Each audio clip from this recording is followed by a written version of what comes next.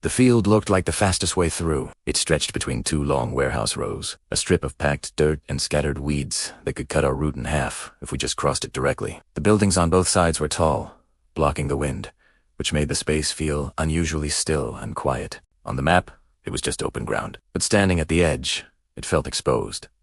We paused before stepping out. I scanned the warehouse rooftops first, then the loading docks, then the broken windows lining the upper floors. Everything looked abandoned. Doors were half open.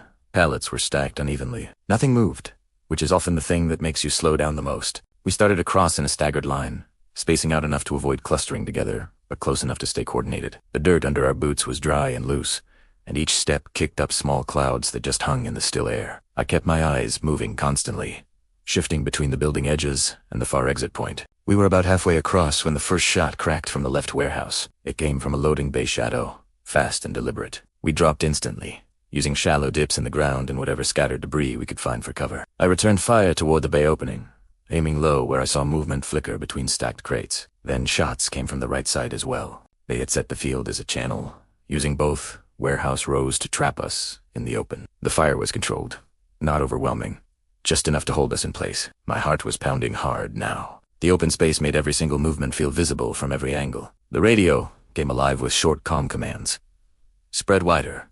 Maintain pressure. Do not rush the exits. I shifted to a small mound of dirt, pressed low, and fired in short bursts.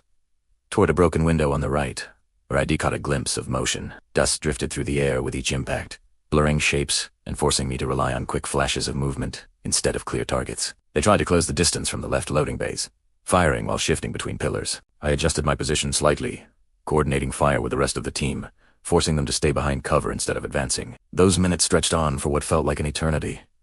Then, the pressure began to shift. The fire from the right warehouse slowed first, becoming uneven and hesitant.